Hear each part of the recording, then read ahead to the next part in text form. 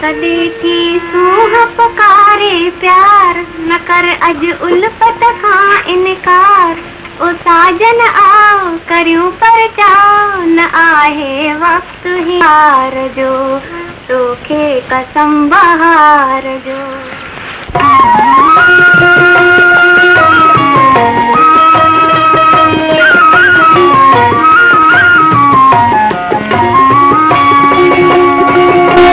सॾे थी सूह पुकारे प्यार करियां कीअं उल्फत खां इनकार। ओ साजन आओ करियूं पर चाव न आहे वक्त हींअर तकरार जो तोखे कसम बहार जो। तोखे कसम बहार जो।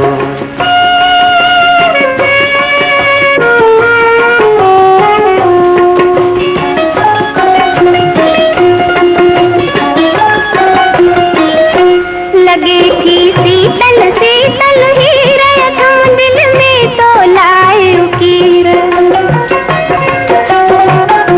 भरे आई मुखड़ियुनि सां झाल सॼण मुंहिंजी तुंहिंजी तक़दीर चवे थो प्यार त कर इक़रार समूआ उल्फत जे इज़हार जो तोखे कसम बहार जो।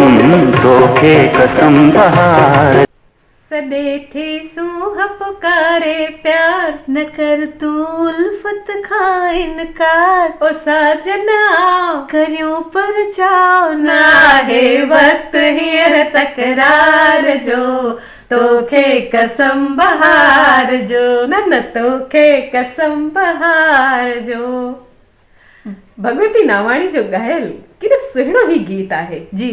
असां सिंधियुनि जी स्वर कोकिला लता मंगेशकर भगवंती नावाणी जयंती ते तव्हां सभिनी संगीत प्रेमी कला प्रेमियुनि जो मां शोभा लेखवाणी ऐं मां द्रौपदी चंदाणी पारां सभिनि जो सिक भरो स्वागत ऐं नमस्कार। नमस्कार। शोभा दीदी, नगर नगर बस्तीअ बस्तीअ ॻोठ ॻोठ में भगवंती नावाणीअ सिंधी संगीत जो जादू जाॻायो। बिल्कुलु। ऐं अञा ताईं उनजी पैदा कयल खाल भरिजी न सघी आहे। बिल्कुलु सही। बिल्कुलु भगवंती नावाणी जी मुर्क ॾाढी मोहिंदड़ हुई। जीअं तव्हांजी मुर्क मोहिंदड़ आहे न, साॻे नमूने भगवंती जी मुर्क एतिरी मोहिंदड़ हुई बल्कि उनखां पोइ जॾहिं हिकु मैगज़ीन बि कढी वई मुर्क जे नाले सां त उहो भगवंती जे मथां ई कढी वई ऐं उनजी मुर्क ते ई नालो रखियो वियो हो मुर्क। बिल्कुलु बिल्कुलु। माली साहब इन पत्रिका खे शुरू कयो हो जी। ऐं वाकई हुनजी भगवंती जी मुर्क एॾी सुहिणी मुर्क ॾिसी उन्हनि पंहिंजी उन पत्रिका जो नालो ई मुर्क रखियो हो। त अॼु असां अॼु के हिन भगवंती नावाणी जे जयंती ते आयोजित कार्यक्रम में सभिनी कला प्रेमी जो हिकु दफ़ो वरी स्वागत कंदे अॼु जे कार्यक्रम जो आगाज़ था कयूं। त सभ खां पहिरीं अॼु त मूंखे लॻे थो असां भगवंती नावाणी जी ॻाल्हि त कयूं था त उनखे असां सभु त ॼाणूं था पर के अहिड़ा बि असांजा दर्शक ऐं श्रोता हूंदा जेके उनजे बारे में वधीक न ॼाणंदा हूंदा। त मूंखे लॻे थो की असां सभिनी खां पहिरियों उनजे परिचय लाइ भगवंती नावाणी जे परिचय ते हिकु फिल्म जेका असां तयारु कई आहे उहा असां पंहिंजे श्रोताउनि खे ॾेखारियूं। अचो सभई मिली ॾिसूं हिकु फिल्म भगवंती नावाणीअ मथां। बिल्कुलु अचो। भगवंती नावाणी जो जनम सिंध प्रांत जे नसरपुर शहर में 1 फरवरी 1940 ते थियो। 46 वरिय जी ॼमार हुनजी रही। 22 अक्टूबर 1986 ते हूअ राह रबानी वठी अगम देश ॾांहुं हली वई। भगवंती नावाणी खे सिंधियुनि जी कोयल करे कोठियो वेंदो आहे ऐं सचपच उहा कोयल हुई, उनमें को बि शक कोन आहे। भगवंती अटकल 3000 गीत ॻाता आहिनि। हुन सिंधी भॼन, लोकगीत, ॾोहीड़ा, ओराणा ऐं कलाम पिणु ॻाता आहिनि ऐं ॿियनि मशहूर कलाकारनि जहिड़ो महेंद्र कपूर, सी.ए. छातमा सां गॾु ॻातो आहे। गिरधर मीराणी सां बि ॻातो आहे। 1983 बाद घणो करे हुन सभिनी सिंधी फिल्मुनि जहिड़ो झूलेलाल, लाडली, सिंधूअ जे किनारे, शल धीअर न ॼमन, होजमालो, कंवरराम, हल त भॼियलूं ऐं परदेसी प्रीतम में प्लेबैक ॾिनो आहे। गोबिंद मालीअ जी फिल्म सिंधूअ जे किनारे में त हुन नायका जो पार्ट पिणु बखूबी अदा कयो हो ऐं हुन में कामयाबी प्राप्त कई हुई। इन फिल्म में खेसि बहितरीन अदाकारा जो इनाम अता कयो वियो हो। सुखमनी साहिब जा 6 वॉल्यूम पिणु हुन ॻाता आहिनि, जे अनेक सिंधी घरनि में अॼु बि खूब वॼाया वञनि था, जिन मां माण्हू मन जी शांती प्राप्त कनि था। कहिड़ो न मधुर आवाज़ हुनखे मिलियल हो। कुमारी भगवंती ज़िंदगी भर अकेली रही, सिंधी क़ौम ऐं जातीअ खे अञा वधीक उमेदूं हुयूं। कुमारी भगवंती नावाणीअ पंहिंजो जीवन सिंधी क़ौम ऐं जातीअ खे, सिंधी संगीत खे अर्पण करे छॾियो। ततीअ थधीअ काय नाहे वेल वेहाण जी। सदायत गोविंद पोहूमल खट्टर मालीअ जी सरपरस्तीअ में हूअ सिंधियुनि अॻियां आई ऐं उन्हनि जे दिलनि ते ईअं चइजे त राज कयो। मालीअ हुनजे यादगिरीअ खे ज़िंदा ऐं कायम रखण लाइ मुर्क मैगज़िन जो आगाज़ कयो, जा मालीअ जे जीवन ताईं निकिरंदी रही ऐं संदसि ही जहान छॾण खां पोइ बंदि थी वई। माली हुनजी वरसी बि हर साल खूब धूमधाम सां मल्हाईंदो हो। संदसि नाले जे पुठियां बांद्रा में हिकु चौक या रस्तो पिणु आहे, जिते हूअ पछाड़ीअ ताईं रहंदी हुई। भगवंतीअ जे मधुर गीतनि जी महक अॼु बि असांखे झुमाए रही आहे। बदनी दरिया त हूअ असां वटि मौजूद कोन आहे, पर संदसि मधुर आवाज़ असांजे कननि में गूंजंदो रहंदो आहे, मन खे मौज ऐं तन खे तरावत बख़्शींदो रहियो आहे। पर भगवंतीअ जो नालो अॼु बि रोशन आहे ऐं हर कंहिं सिंधीअ खे संदसि आवाज़ ॿुधी हुन में सिंधी हुअण जो फ़ख्रु थींदो आहे। न सिर्फ़ एतिरो, पर सिंधी जेके लाॾा थींदा आहिनि उहे हरदम ॻाइण लाइ हूअ तयारु रहंदी हुई। पंहिंजी तबियत ठीकु न हूंदे बि हूअ खॾनि खुॿनि वारनि रस्तनि तां किथे पंधु किथे सहूलियत न हुअण जे बावजूद बि हूअ वाइदे मुताबिक़ उते पहुचंदी हुई ऐं पंहिंजो प्रोग्राम पेश कंदी हुई। भगवंती नावाणीअ गोविंद मालीअ जे कलाकार मंडल द्वारा जीअं त केतिरा ई नाटक वग़ैरह बि पेश कया, जंहिंमें मुख्य अहम जेके नाटक आहिनि महिमान, गुस्ताखी माफ़, तुंहिंजो सो मुंहिंजो ऐं देश जी ललकार। सिंधु जे किनारे जेका फिल्म 1968 में रिलीज थी, उन में पिणु हुन हीरोइन जो रोल निभायो। भगवंती नावाणीअ जी पढ़ाई मुंबईअ में जीअं त कमला गर्ल्स हाई स्कूल ऐं उन खां पोइ हाई स्कूल जेको सिंधियुनि लाइ हो उन में तालीम वरिती हुई। हुन 1957 में मैट्रिक जो इम्तिहान पास कयो हुयो ऐं हुन संगीत जी सिख्या पिणु हासिल कई, जेका देवगर म्यूजिक स्कूल, अरुण संगीत विद्यालय ऐं उन खां पोइ हुन थिएटर एसोसिएशन में पिणु दाख़िला वरिती हुई ऐं हुन जे संगीत जी जेका कला आहे सा वधीक निखरी चुकी हुई। हुनखे कानू घोष ऐं कानू राय जी पिणु रहबरी मिली हुई। भगवंती नावाणीअ खे को बि विसारे न सघंदो, जंहिंखे घर में ऐं गोविंद माली बि हुनखे किकी पंहिंजी धीअ करे मञींदा हुआ। ततीअ थधीअ काय नाहे वेल वेहण जी वारी कार, खॾनि खुॿनि वारनि रस्तनि ते ऐं अणांगियूं मुसाफ़िरियूं करे बि हूअ पंहिंजे वाइदे अनुसार पंहिंजे संगीत जी सेवा लाइ ऐं सिंधियत जी सुरहाण फैलाइण लाइ हर हंधि पहुची वेंदी हुई। कॾहिं तबियत ठीकु न बि हुजेसि उन तरफ़ तवजो न ॾींदी हुई, पर हूअ पंहिंजो वाइदो ऐं पंहिंजी ॿोलीअ लाइ तमामु ई सुठे नमूने सां अहम रोल अदा कंदी रही। हूअ हमेशह मुस्कुराईंदी रहंदी हुई। भगवंती नावाणीअ जी मुर्क ई मुतासिर कंदड़ हुई। कुमारी भगवंती नावाणीअ जे बारे में तकरीर पेशकश रेने मिराजा कुमार जी। द्रौपदी जी, हींअर असां एॾो सुहिणो जीवन परिचय जी मतलब ॾाढे घटि अखरनि में भगवंती नावाणी जो पूरो जीवन चरित्र जी उन्हनि जी जीवनी असांखे सम्झ में अची वई ऐं असांजे सभिनी जानकारनि खे बि, असांजे सभिनी कला प्रेमियुनि खे बि जी उन्हनि जी ॼाण मिली हूंदी। एॾो सुहिणो जीवन परिचय घटि अखरनि में मोकिलण वारी असांजी भेण जयपुर मां हुई रेने मिराजा कुमार, जेका मशहूर सिंधी अनाउंसर, लेखिका, साहित्यकार ऐं कवित्री बि आहे। उन्हनि जो असां दिलि सां धन्यवाद बि था कयूं। अरे वाह। ऐं कार्यक्रम में अॻिते था वधूं। जी शोभा दीदी, हाणे जंहिं शख्सियत जे बारे में, जंहिं शख्सियत खे असांजे श्रोताउनि जे अॻियां पेश करे रहिया आहियूं, उहे आहिनि नागपुर महाराष्ट्र खां राजेश आसुदानी वकील। वाह वाह, छा नालो खयो अथई। अहिड़ी शख्सियत आहिनि कि ब्लाइंड हुअण खां बावजूद यूनिवर्सिटी मां 19 गोल्ड मेडल्स हासिल किया अथऊं। हिननि जे एक्सलेंट एकेडमिक रिकॉर्ड जे कारण हिननि जो नालो लिम्का बुक ऑफ रिकॉर्ड में बि दर्ज आहे। हिन जे अलावा रिजर्व बैंक ऑफ इंडिया में अॼुकल्ह इहे असिस्टेंट जनरल मैनेजर आहिनि। इलाही सारी संस्थाउनि सां जुड़ियल आहिनि। उन्हनि जा ऑफिस बेरर आहिनि ऐं ॾाढा सुठा गज़ल शाइर आहिनि। छा उन्हनि खे सॾु था ॾियूं उन्हनि जी ई सिटुनि सां कि रहे रूह राज़ी अव्हां जे हुअण सां, रुअण सां, खिलण सां, जीअण सां, मरण सां। राजेश आसुदानी रखी। अच्छा त ॿुधो आजियां थी कयूं तव्हांजी। और मां पंहिंजो हिकु ताज़ा गज़ल तव्हांजी ख़िदमत में अर्ज़ कयां थो। ॾिसजो, ॿुधजो।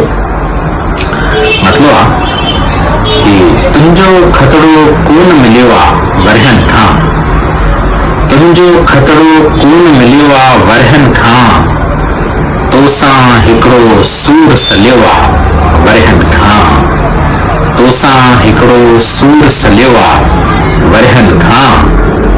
हे शेर कि प्यार मां हथड़ा चपड़ा कंहिं पिण कोन चुमिया, प्यार मां हथड़ा चपड़ा कंहिं पिण कोन चुमिया, मूं वेठे बस पाण चटियो आहे वरहनि खां, मूं वेठे बस पाण चटियो आहे वरहनि खां। पखड़ी पाटेशन ते वेही दाणो चुग, पखड़ी पाटेशन ते वेही दाणो चुग, ॿिन्ही धुरिन भरपूर सॼियो आहे वरहनि खां, ॿिन्ही धुरिन भरपूर सॼियो आहे वरहनि खां। हिक ॿिए खे सम्झाइण जे लाइ विफलियूं था, हिक ॿिए खे खां तो मां छा महसूस कयो आहे वरहनि खां। थञ माउ जी भाव जा थधड़ा तुंहिंजो लम्ज़, थञ माउ जी भाव जा थधड़ा तुंहिंजो लम्ज़, छा छा तन में सांढे रखियो आहे वरहनि खां, छा छा तन में सांढे रखियो आहे वरहनि खां। ऐं ही शेर ॾिसजो कि नाहे कुझु बि कि कुझु कोन्हे हितियां हुत, नाहे कुझु बि कि कुझु कोन्हे हितियां हुत, हिकु ई जुमिलो साफ़ चयो आहे वरहनि खां, हिकु ई जुमिलो साफ़ चयो आहे वरहनि खां।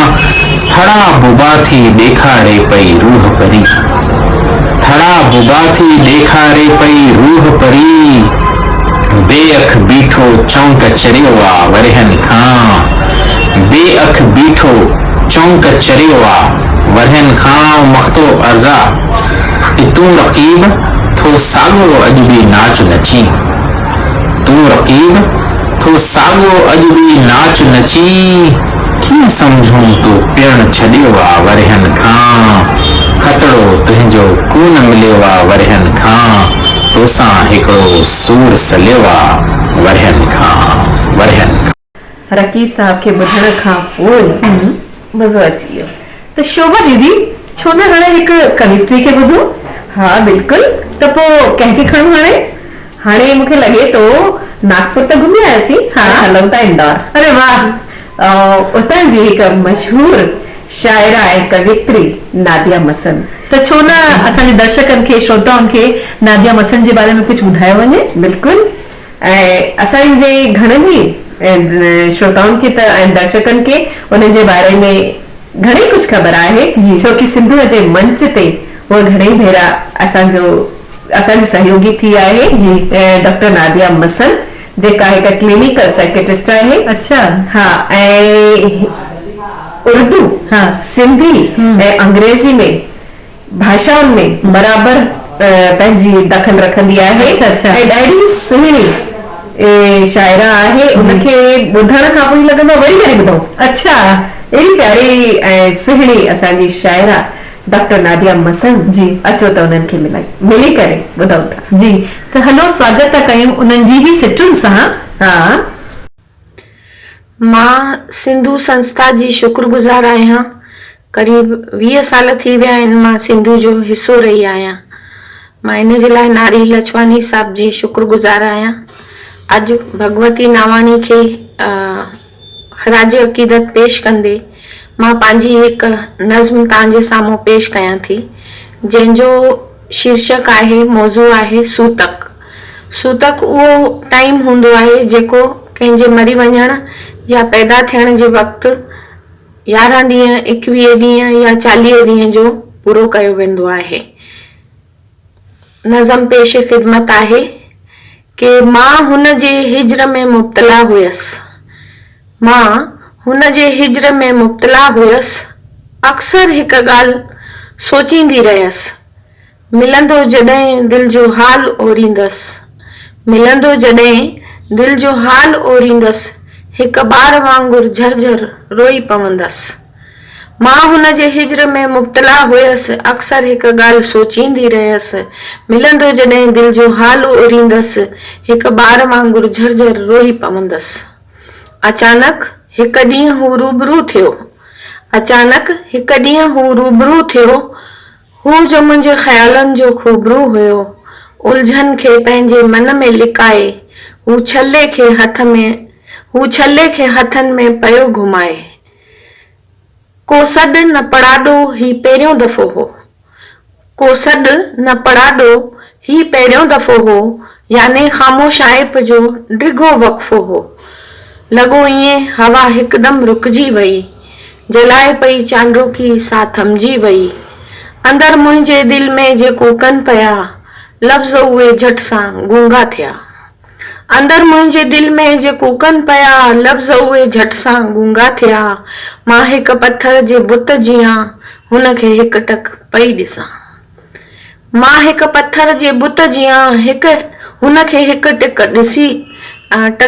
पई ॾिसां। मां हुन खे बसि एतिरो ई चयुमि। मां हुन खे बसि एतिरो ई चयुमि। कमु हिकु आख़िर में अहिड़ो कयुमि। भुली मोहब्बत मुंहिंजी तूं ख़ुशि रहिजांइ।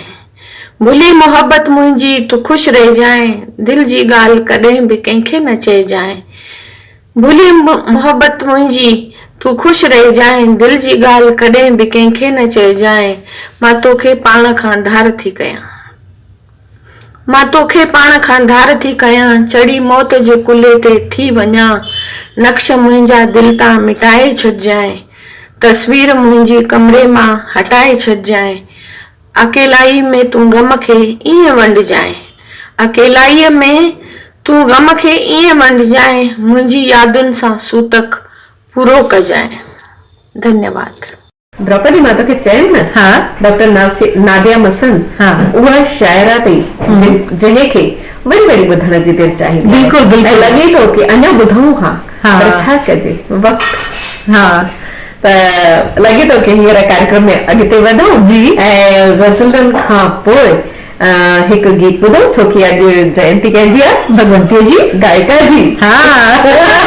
त दोस्तो हाणे सच आहे असांजे स्टार गुलकार सिंधीअ जे जगजीत सिंह पूरे देश में पंहिंजी गायकीअ सां न सिर्फ़ खुद जो बल्कि संत हिरदाराम नगर जो आर्ट ऊंचो करण वारो बिल्कुलु मोहिंदड़ आवाज़ ऐं सुहिणी सौम्य शख्सियत जो मालिक दिलीप लालवाणी जी।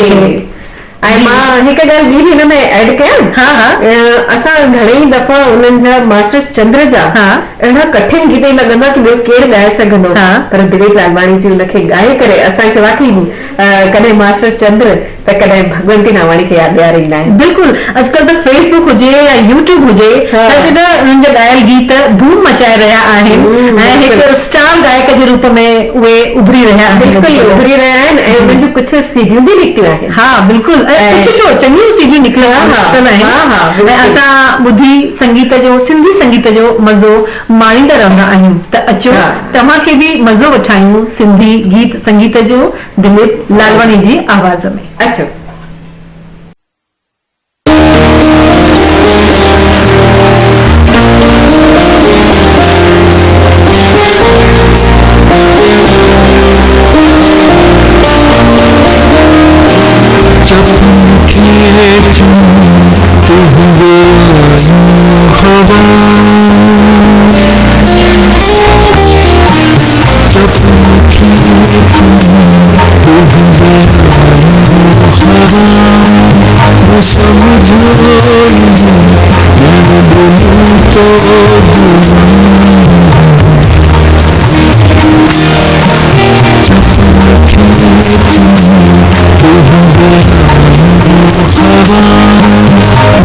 समझो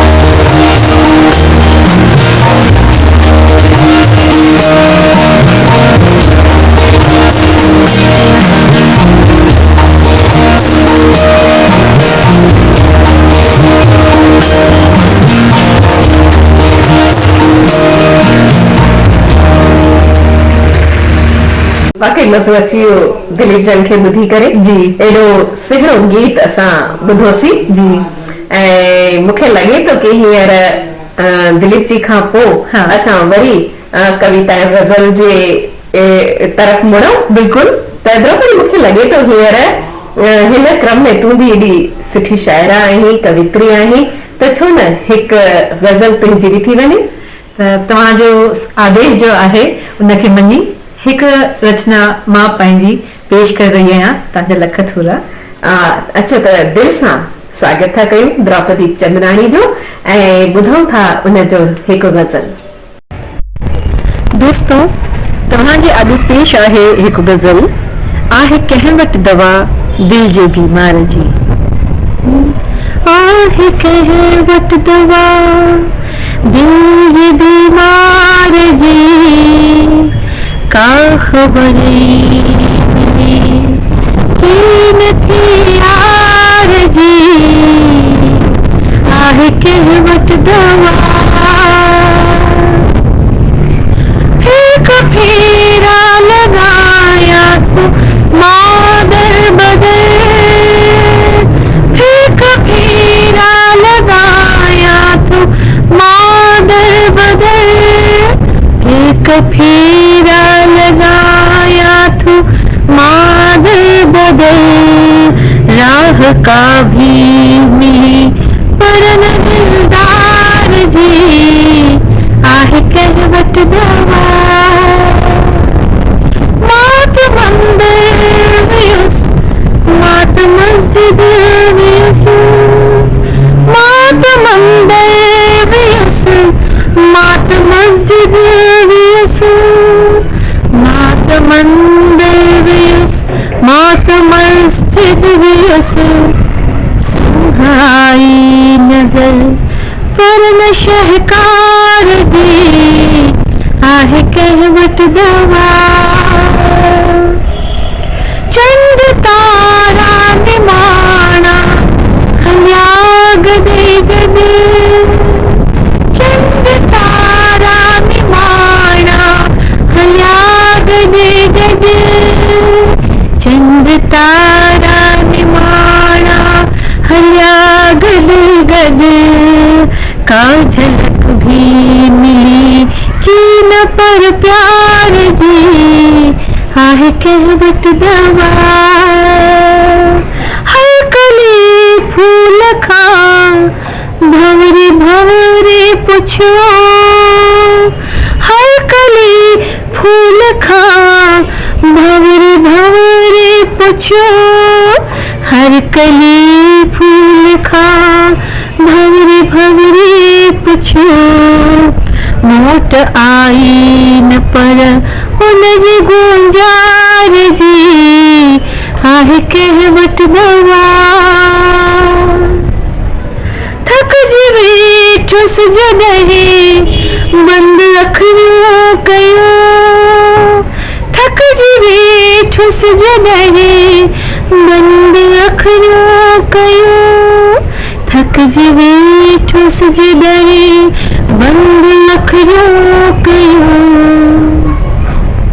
आई सूरत नज़र पंहिंजे मन ठार जी, आई सूरत नज़र पंहिंजे मन ठार जी। महिरबानी।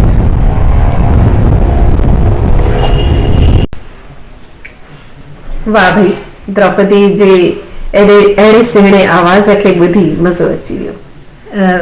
लख थोरा दीदी ऐं लख थोरा असांजा के अहिड़ो सुहिणो संचालन द्रौपदी जो ऐं अहिड़ो सुहिणो आवाज़, अहिड़ी सुहिणी रचना ॾिसी वाकई मज़ो अची जॾहिं वियो। साथ सुहिणो हूंदो आहे त सभु कुझु अॻिले जो बि सुहिणो थी वेंदो आहे। दोस्तों हाणे शोभा दीदी तव्हांजे आॾो हिकु अहिड़ो शाइर था पेश कयूं, हिकु ॿियो शाइर था पेश कयूं जेके जंहिं न सिर्फ़ हिंद में पर सिंध में पंहिंजो ॾाढो नालो कमायो आहे ऐं उहो बि डिजिटल माध्यम द्वारा। छा ॻाल्हि आहे, अॼुकल्ह इहो माध्यम ॾाढो सुठो असांखे कमु अची रहियो आहे कि असां यदि चई था सघूं जी हिंद सां गॾु सिंध में बि नालो कमायो आहे, असां डिजिटली पहुची था सघूं। हा बिल्कुलु, उन्हनि न सिर्फ़ ख़ुदि जो नालो कमायो आहे पर नाम वारा जेके शाइर आहिनि, साहित्यकार आहिनि, त उन्हनि जा इंटरव्यू कया अथऊं, उन्हनि जी रचनाऊं बि पढ़ंदे उन्हनि जा वीडियो ठाहिया अथऊं, उहे वीडियो बि उहा डिजिटली सॼे सिंध ताईं पहुचाए रहिया आहिनि। त अहिड़े सुहिणे शाइर, सुहिणे सिंधीअ जे पत्रकार ऐं सिंधी साहित्य जी शेवा करण वारे शेवाणी, जी हा शेवाणी खे असां सॾु ॾेई रहिया आहियूं उन्हनि जी ही सिटुनि सां। दीप जलाए वेठा आहियूं, आस लॻाए वेठा आहियूं, पत्थर जी का मूरत बणजी कंध झुकाए वेठा आहियूं। त शिवानी जी अचो ऐं पंहिंजी रचना सां पत्थरनि जी मूर्तुनि में जान विझी छॾियो। स्वागत, घणो घणो स्वागत शिवानी भाऊ जो।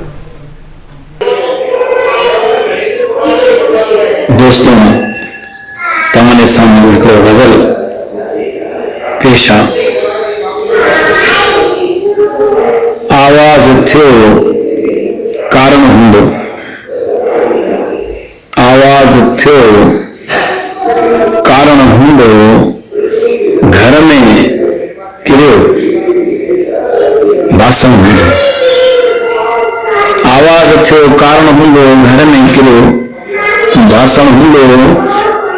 मटियल मटियल अॼु घर आहे,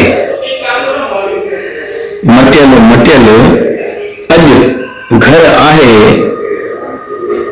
पोयां आयो ॿामण हूंदो, मटियल मटियल अॼु घर आहे। पोयां आयो ॿामण हूंदो। कुदरत जंहिंजो हुक्म मञे थी,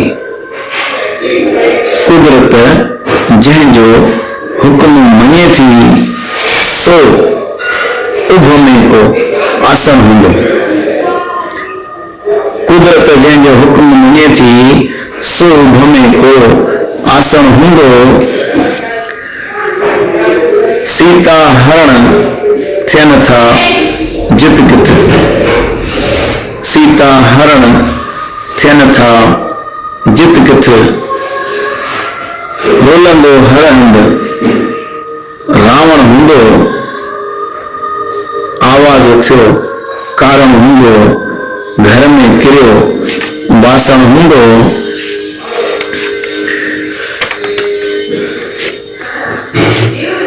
मुंह बि लॻो आहे रोज़ सताइण, मुंह बि लॻो आहे रोज़ सताइण। आयो शायदि सावण हूंदो, मुंह बि लॻो आहे रोज़ सताइण। आयो शायदि सावण हूंदो। ऐं गज़ल आख़िर शेर तव्हां साम्हूं पेश आहे। ॻाल्हि ॻाल्हि में रुसण रुॻो अथसि, ॻाल्हि ॻाल्हि में रुसण रुॻो अथसि। दिलि मुंहिंजीअ खे मापण हूंदो, ॻाल्हि ॻाल्हि में रुसण रुॻो अथसि। दिलि मुंहिंजीअ खे मापण हूंदो। आवाज़ थियो कारण हूंदो, घर में किरियो बासण हूंदो। महिरबानी। ॾाढी सुठी रचना ॿुधीसीं कन्हैया शिवानी जी। बिल्कुलु। ऐं हींअर लॻे थो त साहित्य खां वरी हिकु दफ़ो हलूं था गीत संगीत जी दुनिया में। बिल्कुलु। ऐं सिंधुअ जी हिकु परंपरा खे बि निभायूं था जी, जेका इहा हमेशह रही आहे त भगवंती नावाणी जी जयंती ते हिकु नई उभरंदड़ गायिका खे बि असां हिन मंच जे द्वारा इंट्रोड्यूस कंदा आहियूं। त अॼु जी उहा प्यारी गायिका जेका आहे उहा आहे मुस्कान कोटवाणी, जेका हिकु क्लासिकल सिंगर बि आहे ऐं उन क्लासिकल सिंगिंग जी जेका सिख्या वरिती अथई पंडित आनंद वैद्य किराना घराना वारनि खां उन्हनि वरिती आहे। ऐं इन खां अलावा ढोलर राही साहिब जेके सिंधी साहित्य जो हिकु ॼातल सुञातल नालो आहिनि, सुठा कंपोज़र आहिनि, सुठा गायक आहिनि। उन्हनि जी शिष्या आहे, उन्हनि जी शागिर्द बि आहे ऐं उन्हनि जी शागिर्दीअ में ई उहा घणाई सिंधी गीत ॻाए रही आहे, सिंध ऐं हिंद में पंहिंजो नालो कमाए रही आहे। त अचो ॿुधूं था मुस्कान कोटवाणी अजमेर राजस्थान मां।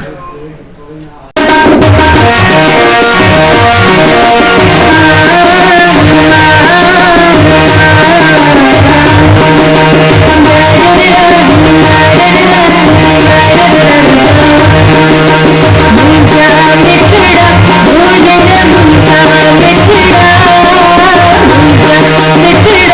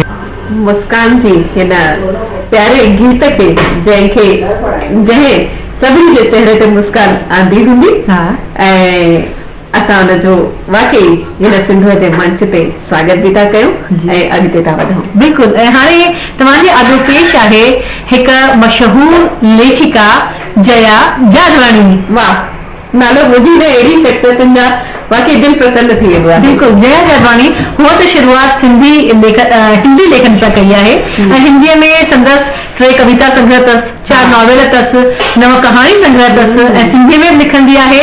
हिंदी में जंहिं नॉवेल उनखे सुञाणप ॾियारी उहो आहे तत्वमसी ऐं सिंधी में जेको नॉवेल आहे जंहिं उनखे सुञाणप ॾियारी आहे उहो आहे मिठो पाणी खारो पाणी।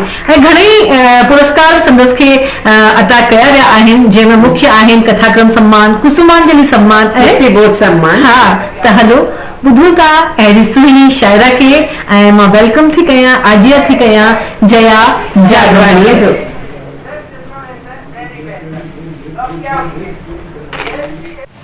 नमस्कार दोस्तों, मां तव्हांजे साम्हूं पंहिंजी हिकु बिल्कुलु नई कविता पेश करे रही आहियां जंहिंजो उनवान आहे मुंहिंजे वञण खां पोइ।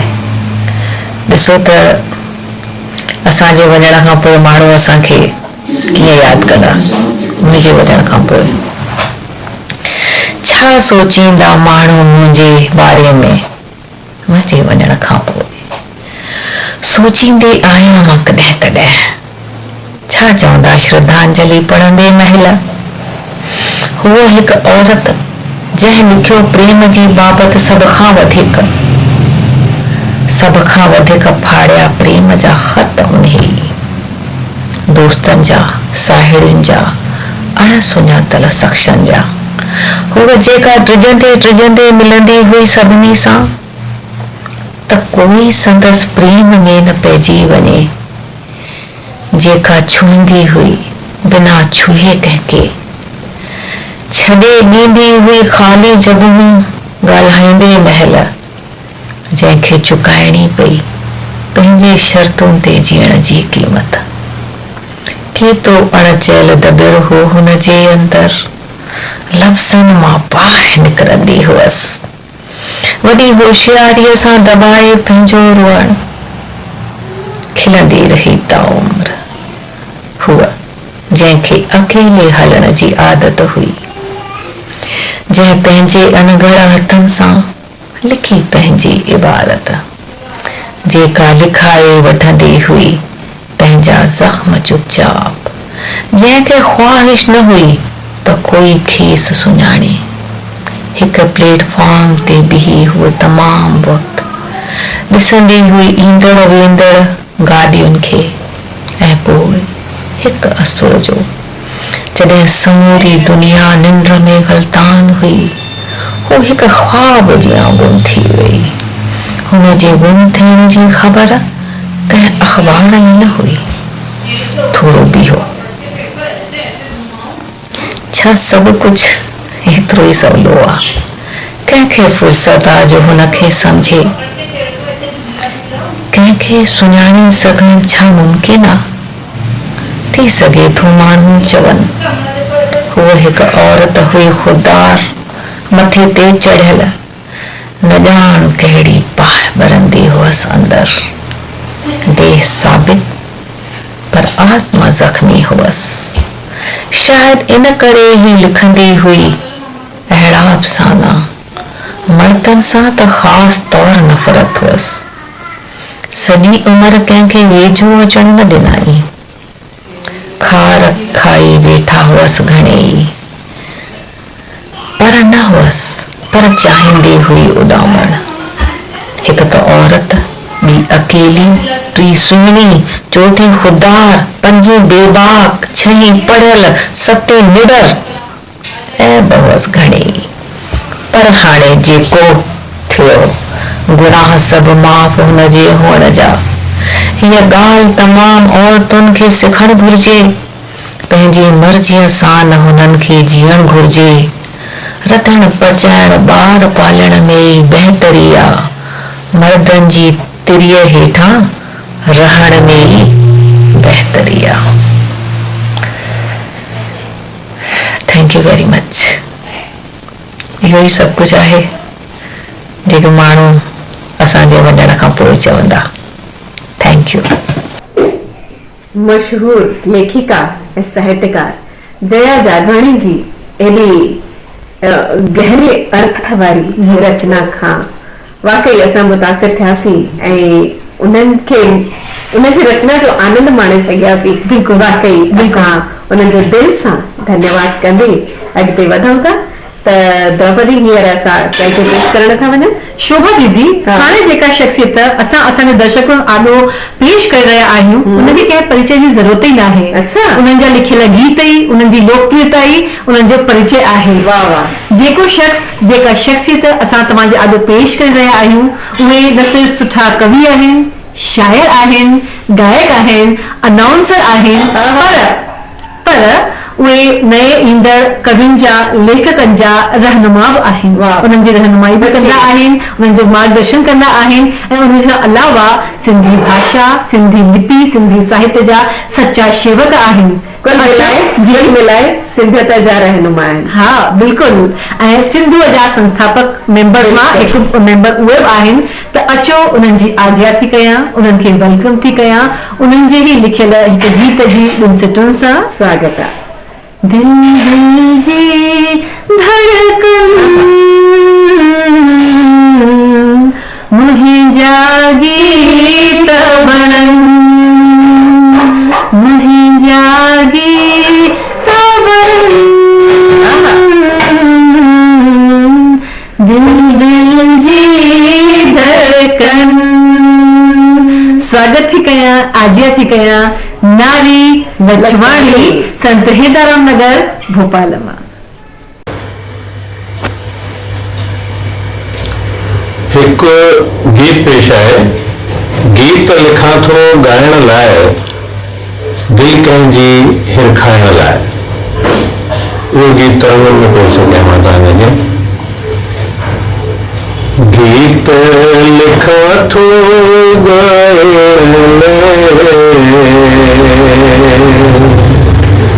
दिल कंहिंजी हिरखाइण,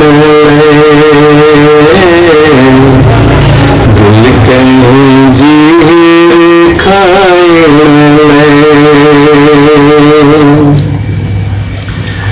मुर्क चपन ते रोज़ रचे, सूरत तैसा खूब जचे, सूरत तैसा खूब जचे, जो भन खे जड़काए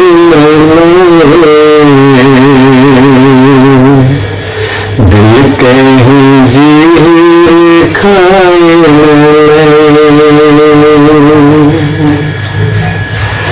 गुलनि वांगुर दिल कोमल, बदन मुलायम मखमल,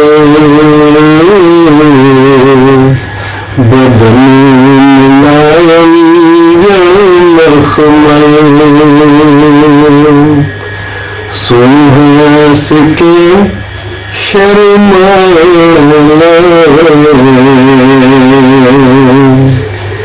सुहास के शर्माए,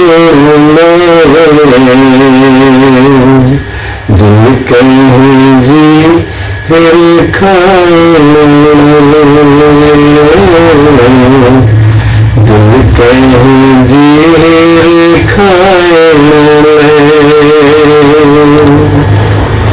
बाग मथा थी बूंद वसे, बूंद वई थम, बूंद वई थम चैन खसे, बाग मथा थी बूंद वसे, बूंद वई थम चैन खसे बाहुन में अचु पाए बाहुन में अचु पाए गीत लिखा तू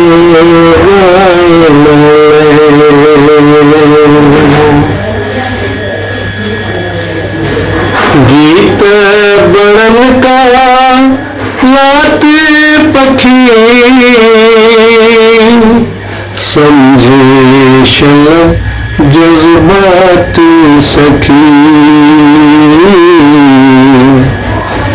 गीत बड़न का लाते पखी समझेश जज्बात सखी सारे लहे सर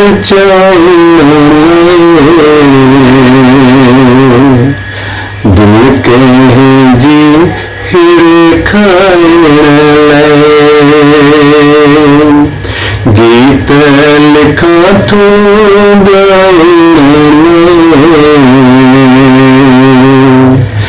दिल के जी हिर खाए दिल के जी हिर खाए।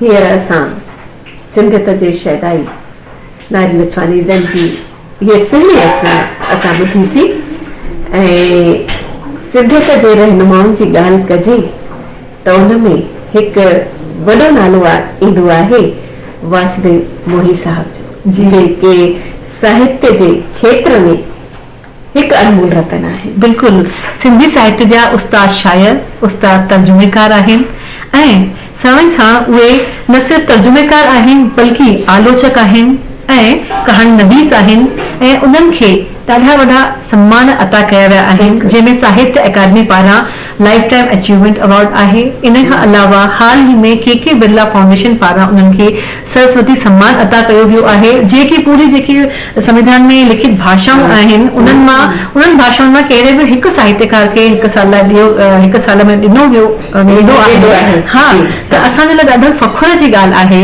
त उहो सम्मान सिंधी साहित्यकार दादा वासुदेव मोही खे ॾिनो वियो आहे ऐं इहो पहिरियों भेरो आहे जेके सिंधी साहित्यकार खे इहो सम्मान अता कयो वियो आहे। वाकई दिल सां असां उन्हनि खे सिंध जे मंच तां शुभकामनाऊं वाधायूं ॾींदे उन्हनि खे ॿुधूं था ऐं अहिड़ी सुहिणी शख़्सियत असांखे जानकारी ॾिनी आहे।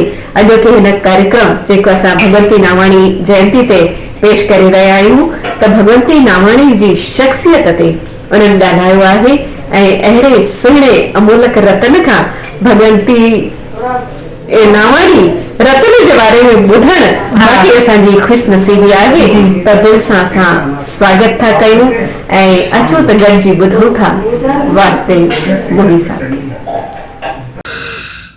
दोस्तों भगवंती नावाणी खे असीं सिंधी कोयल जे नाले सां यादि कंदा आहियूं ऐं सचपच उहा कोयल ई हुई। हुनजो सॼो कुटुंब राग सां जुड़ियल हो। हुनजी भेण इंदू त हुन खां बि अॻु कलाकार मंडल में ॻाईंदी हुई। सिंध में जॾहिं हिन जे पिता जसूमल ॾिठो त किकीअ खे भगवंतीअ खे घर में किकी चवंदा हुआ त किकीअ खे राग जो शौक़ु आहे त हुनखे बाजो बि वठी ॾिनो हुई। दोस्तो जॾहिं कलाकार मंडल जी स्थापना थी गोविंद बालीअ जे कलाकार मंडल जी तॾहिं भगवंती नावाणी सिर्फ़ 12 सालनि जी हुई ऐं जीअं मूं ॿुधायो त उन जी भेण इंदू कलाकार मंडल में ॻाईंदी हुई। उन खां अॻु में सभु कलाकार एकता सां जुड़ियल हुआ, पर पोइ उते हिननि महसूस कयो ऐं उते जे बानीकारनि बि उन्हनि खे ज़हन नशीन करायो त तव्हां कलाकार आहियो, सिंधीअ जी जोत जगायो, सिंधियुनि में सिंधी रागनि जो फैलाव करियो। एकता खे त सॼे हिंदुस्तान मां केतिरा ई कलाकार मिली वेंदा ऐं इहा साॻी ॻाल्हि असांखे यादि आहे त रविंद्रनाथ टैगोर बलराज साहनी खे चई हुई, जेको उन वक़्तु उर्दू में लिखंदो हो। बलराज खे टैगोर, गुरुदेव टैगोर इहा सलाह ॾिनी हुई त तूं पंजाबी में लिख। ख़ैर, असीं भगवंती जी ॻाल्हि कयूं त भगवंती जॾहिं कलाकार मंडल में ॻाइणु शुरू कयो त ख़बर न हुई कंहिंखे त हिकु इतिहास जुड़ी रहियो आहे। सचमुच दोस्तो, हिकु इतिहास जुड़ियो भगवंती नावाणी ऐं गोविंद मालीअ जे कलाकार मंडल जे।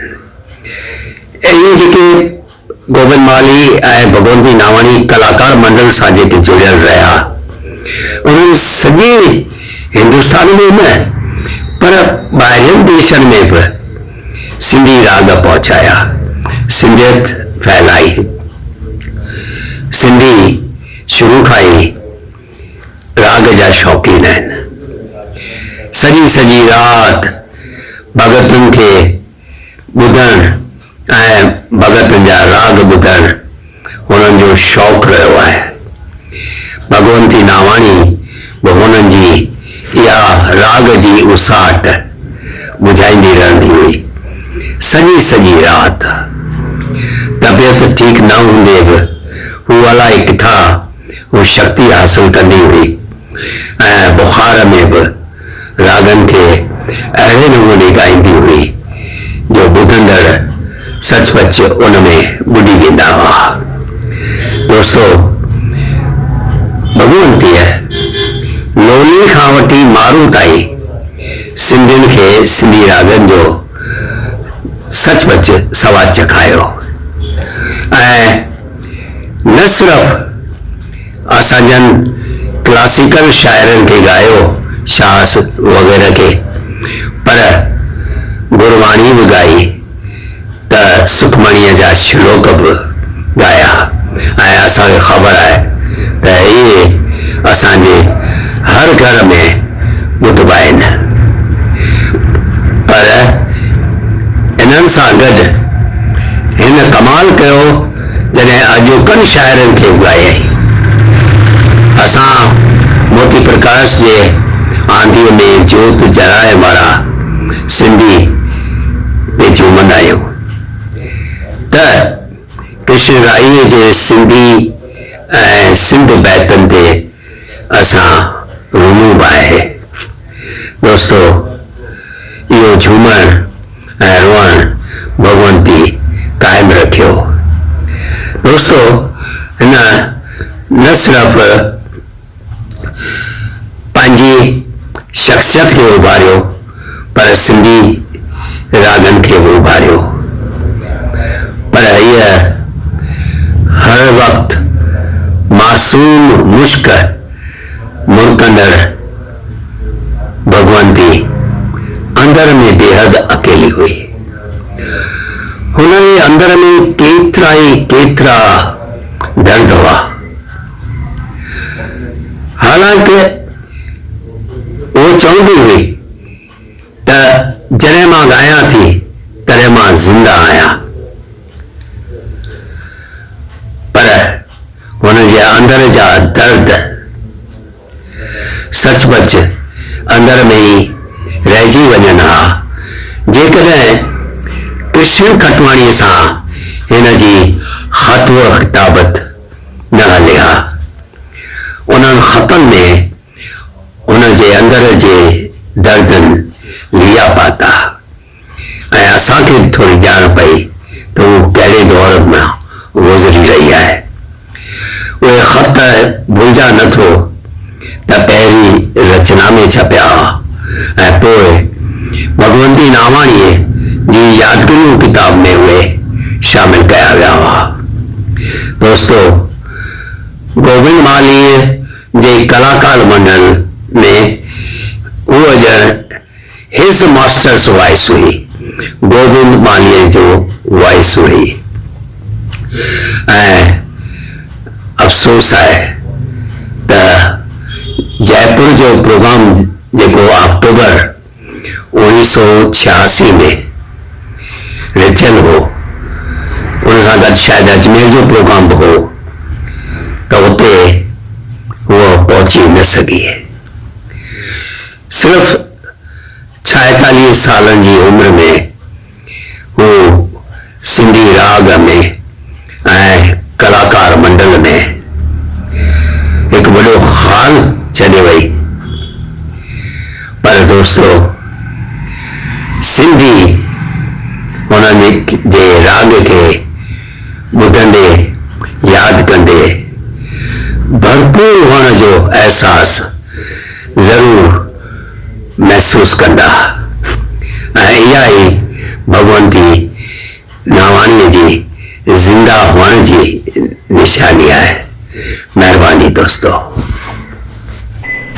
वाह वाह द्रौपदी, मोही साहब खां भगवंती नावाणी जी जीवन ऐं शख्सियत ते जेके असां अणछुअल पहलू ॼातासीं, वाकई इहा असांखे ॼाण कोन हुई ऐं इहो ॼाणे करे असां दिलि सां आभार भी था व्यक्त कयूं ऐं शुक्रिया मोही साहब कि तव्हां अहिड़ी जानकारी असांखे ऐं असांजे सभिनी साथियुनि खे कला प्रेमियुनि खे तव्हां ॾिनी। असांखे पतो पियो कि कीअं भगवंतीअ सिंधी गीत संगीत जे ज़रिए सिंधियत जी शेवा कई आहे। बिल्कुलु, ऐं उनजे बारे में हिकु ॿी ॻाल्हि जेका मोही साहब बि ॿुधाई कि हुन शादी कोन कई हुई। अच्छा।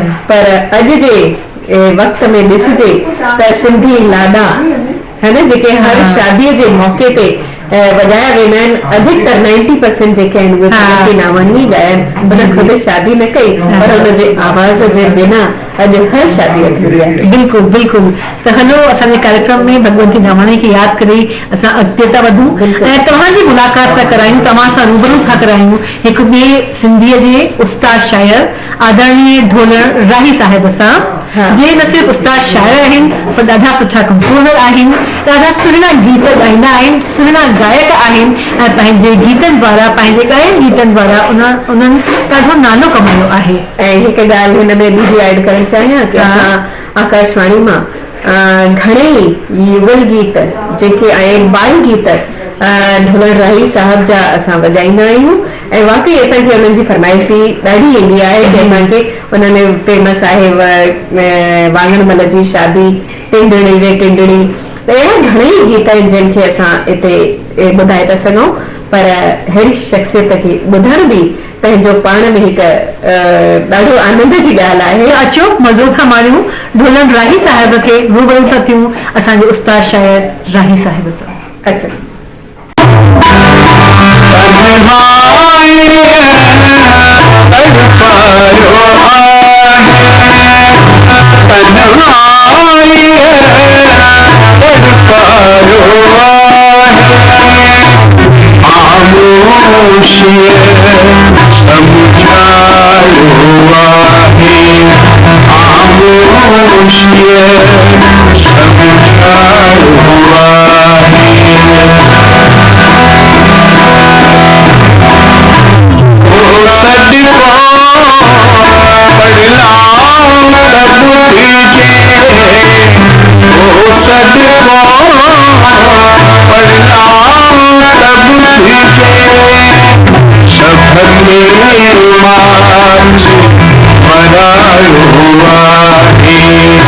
सब में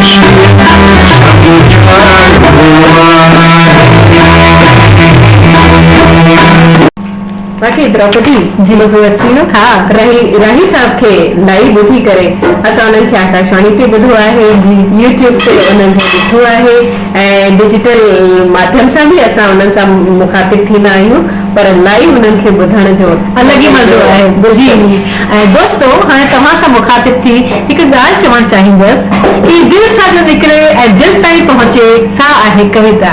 इहे ॻाल्हि असां मुल्क जे बारे में खिल जे बारे में बि न चई सघूं कि जेको दिलि सां खिलंदो आहे, दिलि सां मुरकंदो आहे त उनजी मुल्क ॾिसी साम्हूं वारो बि मुरकण लॻंदो आहे। अहिड़ी सुहिणी मुल्क जी मालिकिन हुई असांजी भगवंती नावाणी ऐं जेका अॼु मुंहिंजे पासे वेठल आहे, भरिसां में वेठल आहे, उहा बि अहिड़ी ई सुहिणी मुल्क जी मालिकियाणी आहे। त अहिड़ी ई सुहिणी मुल्क जी मालिकियाणी शोभा लेखवाणी खे आजियां थी कयां त दीदी तव्हां बि पंहिंजी हिकु रचना पेश कंदा। घणो घणो धन्यवाद द्रौपदी। जीअं आज्ञा थी आहे हिकु रचना मुंहिंजी बि पेश स्वागत आहे। हीअ कविता ॿुधाइण खां पहिरीं तव्हांखे ॿुधाइणु चाहींदसि त हिकु भेरे किथां वञा पई, साम्हूं शमशान हो, उते हिकु बोर्ड लॻल हो, एडमिशन्स ओपन। बोर्ड त हिकु स्कूल जो, पर जॾहिं की इच्छा हुई कब्रिस्तान, उनजे साम्हूं ई बोर्ड लॻल हो, एडमिशन्स ओपन। त बस इहा ई हिकु ॻाल्हि हुई जंहिंसां प्रेरित थी मां हीअ कविता लिखी आहे। एडमिशन चालू आहे ज़िंदगीअ जो मौत ॾांहुं। एडमिशन चालू आहे ज़िंदगीअ जो मौत ॾांहुं। पल पल मरंदो माण्हू जिए थो ऐं हलंदो थो हले मौत ॾांहुं। ज़िंदगी ऐं मौत जे दरमियान फ़र्क़ु रुॻो हिकु साह जो। ज़िंदगी ऐं मौत जे दरमियान फ़र्क़ु रुॻो हिकु साह जो। छॾण खां पोइ खॼी वियो त ज़िंदगी, न खॼियो त हलियो माण्हू मौत ॾांहुं। ज़िंदगी ऐं मौत जे दरमियान फ़र्क़ु रुॻो हिकु चाह जो। ॾिसंदा आहियूं कि माण्हू हिकु चाह पूरी न थियण ते ज़िंदगी ऐं मौत सां कीअं खेॾंदा आहिनि ऐं आत्महत्या जे रस्ते ते हली वेंदा आहिनि, रुॻो हिकु चाह पूरी न थियण ते। तॾहिं आहे कि ज़िंदगी ऐं मौत जे दरमियान फ़र्क़ु रुॻो हिकु चाह जो। पूरी थी त ज़िंदगी, जे न थी त हलियो माण्हू मौत ॾांहुं। ज़िंदगी ऐं मौत जे दरमियान फ़र्क़ु रुॻो हिकु ठाह जो। ठही पई त ज़िंदगी, न ठही त हलियो माण्हू मौत ॾांहुं। पर यारो छा मौत सभ खे मारे थो? पर यारो छा मौत सभ खे मारे थो? न, कुझु शख़्सियतूं अहिड़ियूं बि थींदियूं आहिनि जंहिंजो मौत खां पोइ बि सफ़र जारी आहे ज़िंदगीअ ॾांहुं। भगवंती हुजे या चंद्र, हेमू हुजे या भगत कंवर, शाह हुजे या सामिल सचल, या अहिड़ा घणेई नाला जिन जा जुदा जुदा खेत्रनि में ॾेई सघजनि था हवाला, ॼण अॼु बि असांखे चई रहिया आहिनि त एडमिशन चालू आहे रुॻो ज़िंदगीअ ॾांहुं, ज़िंदगीअ ॾांहुं, ज़िंदगीअ ॾांहुं। शुक्रिया। एतिरी सुहिणी पेशकश खां पोइ शोभा दीदी हलो अॻिते था वधूं। बिल्कुलु अॻिते वधूं था ऐं हींअर असां सिंधु जे हिन मंच ते अॼु के हिन कार्यक्रम में पेश था कयूं हिकु सुहिणी ॿी क्लासिकल सिंगर खे जे सिंधुअ जे हिन मंच ते पहिरियों बि पंहिंजी गायकीअ जा जोहर ॾेखारिया अथई। हींअर हिकु दफ़ो वरी ॿुधूं था। पेशे सां सीए आहे ऐं क्लासिकल सिंगर बि आहे ऐं गायकीअ जे खेत्र में घणेई अॻिते वधी रही आहे। असांजी प्यारी जंहिंजे बालाणी जंहिंजे शायदि गायकीअ सां सभिनि जे मन जा जेके तार आहिनि झंकृत थी वेंदा। झंकृती बालाणी। अच्छा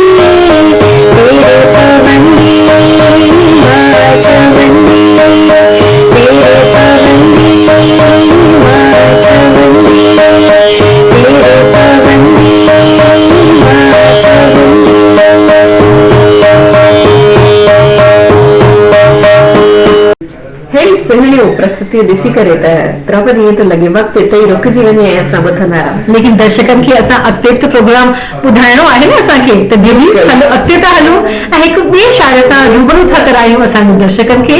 हालांकि पिछले कार्यक्रम में असां सां रूबरू थिया हुआ शायर ऐं जंहिंजो नालो आहे ओम टहलियाणी पखी। त अचो वेलकम था कयूं, आजिया था कयूं ओम टहलियाणी पखीअ जी।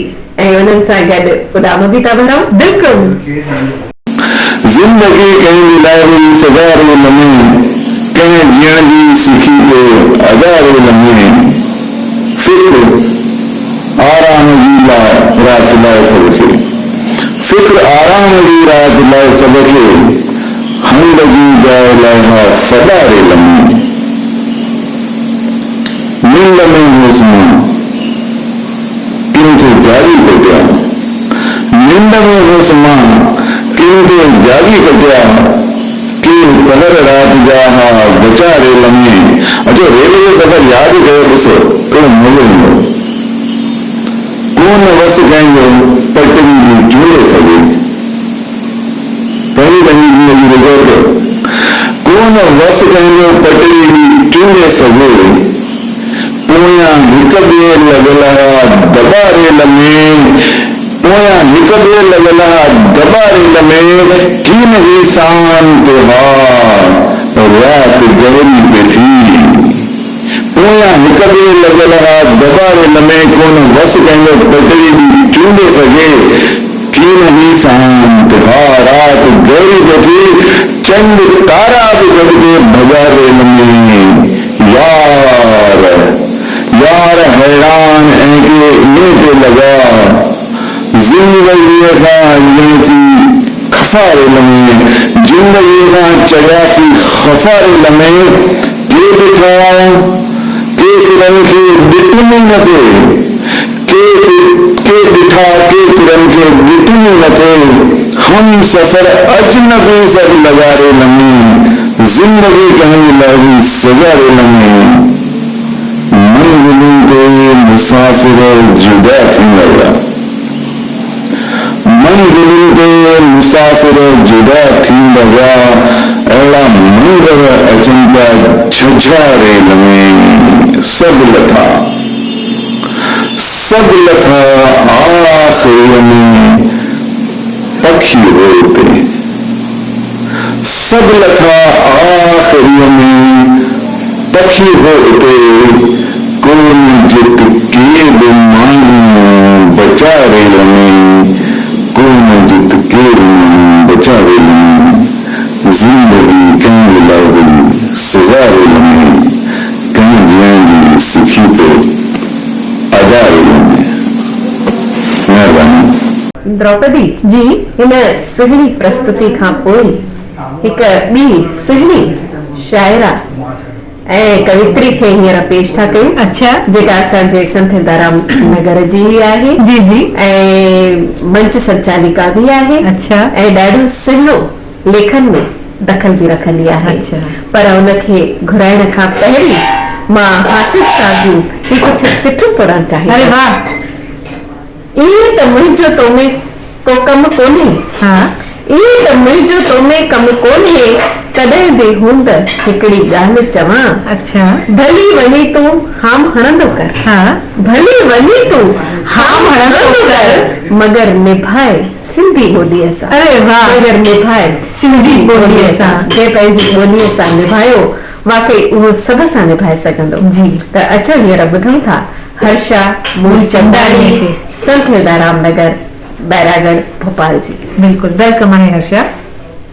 सब्र जी इंतिहा सहण ताईं सब्र जी इंतिहा सहण ताईं दर्द रहंदो जवां मरण ताईं गीत नगमा लिखा अनोखा के गीत नगमा लिखा अनोखा के याद हर को करे जियण ताईं गाल दिल जी हुई रही दिल में गाल दिल जी हुई रही दिल में थी न ज़ाहिर कज़ा अचण ताईं दिल में तुंहिंजी रहां इजाज़त दे दिल में तुंहिंजी रहां इजाज़त दे रूह सां रूह जे मिलण ताईं दौर गुज़री ॾुखियो हली वेंदो दौर गुज़री ॾुखियो हली वेंदो हौसलो रख रुगो सहण ताईं हौसलो रख रुगो सहण ताईं आहे मिलंदो सुठो सबक सरिता आहे मिलंदो सुठो सबक सरिता ग़लतियुनि मां बि कुझु सिखण ताईं ग़लतियुनि मां बि कुझु सिखण ताईं दर्द रहंदो जवां मरण ताईं। इन सहिड़ी प्रस्तुति सां गॾु ई द्रौपदी जी असांजे जे हिन कार्यक्रम जी आख़िरी प्रस्तुति ते पहुची विया आहियूं। बिल्कुलु, ऐं कार्यक्रम खे सुहिणे नमूने सां अंदाज़ ताईं अंजाम ताईं पहुचाइण लाइ हलो तव्हांखे रूबरू था करायूं हिकु गुलकार सां। जी हाँ, इहे उहे गुलकार आहिनि जंहिंजा ॻायल नवां गीत असीं सभी अक्सर ॿुधंदा रहंदा आहियूं ऐं जेके ताज़ा ऐं नयूं धुनूं ठाहे पंहिंजे के ई शायर दोस्तनि जा गीत रोज़ ॻाईंदा आहिनि, कंपोज़ कराईंदा आहिनि ऐं जिन जा ॻायल गीत ॾाढा मशहूरु थिया आहिनि। ऐं इन सां गॾोगॾु उहे न सिर्फ़ु कवि आहिनि, कहानीकार आहिनि, पत्रकार आहिनि, आकाशवाणी जे अनाउंसर आहिनि, पर फिल्म कलाकार बि आहिनि ऐं अॼु जी तारीख़ में पंहिंजे ॻायल गीतनि द्वारा उन्हनि ॾाढी लोकप्रियता हासिल कई आहे। त अहिड़े सुहिणे कलाकार खे तव्हांजे आॾो पेश करे रहिया आहियूं। वेलकम थी कयां परसो नाथाणी बैरागढ़ भोपाल मां। ॾाढो स्वागत भाव।